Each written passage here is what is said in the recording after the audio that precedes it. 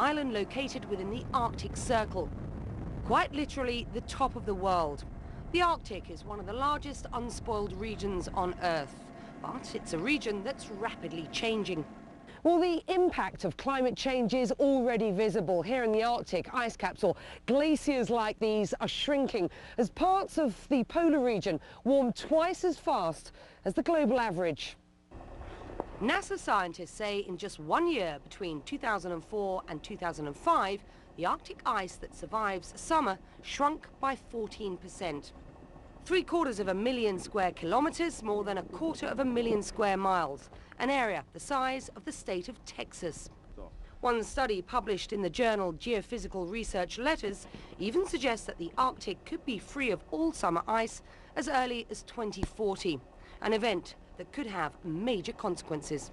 Becky Anderson, CNN, Spitsbergen, above the Arctic Circle. Earth as a planet does seem to be heating up, and so is the debate, by the way, heating up. There are people extremely concerned and those who think it's all nothing but a bunch of hooey. So what's the truth? We know you want to know, and so do we. So let's talk to a couple of experts, shall we? Joining us now from New York is Martin Hoffert. He's a professor at New York University, says global warming is the real deal, no doubt about it. And joining them from Washington is Myron Ebell. He's with the Competitive Enterprise Institute and says it is mostly a bunch of hot air and exaggeration. Let's see if it's something we can start agreeing on. Can we agree that the Earth is warming? Mr. Ebell? Yes, we're in a modest warming trend since about 1970. So where is the difference? You would say the warming trend has nothing to do with human activity? No, I think it probably does. We're burning a lot of coal, oil, and natural gas. That releases a lot of carbon dioxide, and that is probably partly or largely responsible for the, I repeat, modest warming trend that we're in. So when you say modest, it implies that the other side, people like Mr. Hoffert, for example, are exaggerating the findings? Well, I don't know about Dr. Hoffert, but I do know that there are a lot of people out there who are making outlandish claims about what is both happening now and what is likely to happen.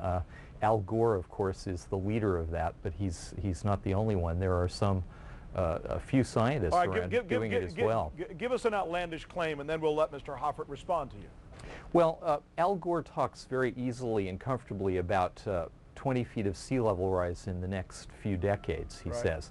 Now, the IPCC, the UN Intergovernmental Panel on Climate Change, which is the consensus and authoritative body, in their 2001 report, their mean estimate was about 20 inches, and in their 2007 report, they reduced that to 14 inches of sea level rise between now and 2100.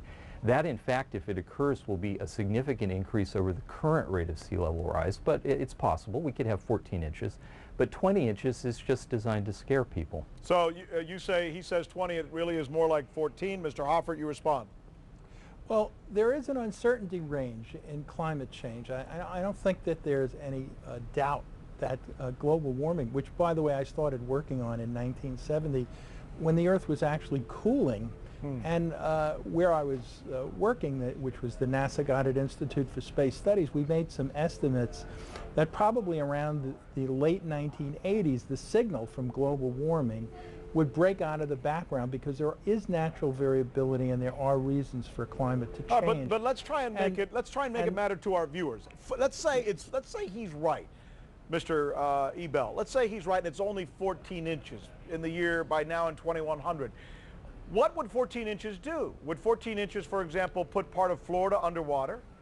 Well, certainly, if the concern is erosion of coastal zones, 14 inches would be a very big problem. That's not the only problem. There are many other things happening, including the melting of alpine glaciers, the melting of tundra at high latitudes, the loss of Arctic sea ice, the penetration of tropical disease vectors like West Nile virus. Well, let me stop you there for just a moment. The warming of the oceans and the fact that the intensity of hurricanes on a statistical average basis is likely to increase. And we're just at the beginning of a process that has an enormous inertia because the lags associated with the human system and with the atmosphere and with the carbon cycle are such that even if we stopped emitting all CO2 right now, the warming would continue significantly. Mr. Ebell, could you respond to that? He named a whole bevy of things there that are going to be affecting us. Do you deny that those things could happen or will happen? Some of them, yes. I mean, look, if you're waiting on the beach for the sea level to rise, your feet may eventually rot. But the fact is that we've had sea level rise at varying rates since the end of the last ice age, 12 or 13,000 years ago. We had significant sea level rise in the 20th and 19th centuries. Do you deny? We adapted to that. Let me show you something. There's some pictures that we have. I want you to look at them, or at least let our viewers see them. All right, that was the North Pole. Jenny, when was this? That's the North Pole right now, the ice boundary around it, and we have a picture of what it used to look like. It seems to most of us who are not scientists undeniable. How would you respond to that, Mr. Ebell? Well, I would try to look at the entire historical record. If you look at the data set for the Arctic temperatures, you'll see that there was a prolonged period of warming in the 1930s, which was at least as warm as in the Arctic as today, and was quite a lot longer than the current spell. Now, the current warming may continue, but it also may be cyclical, and it may recede. Before we run out of time, because they're wrapping me, yes or no, do you believe as human beings that we do need to be doing something about this?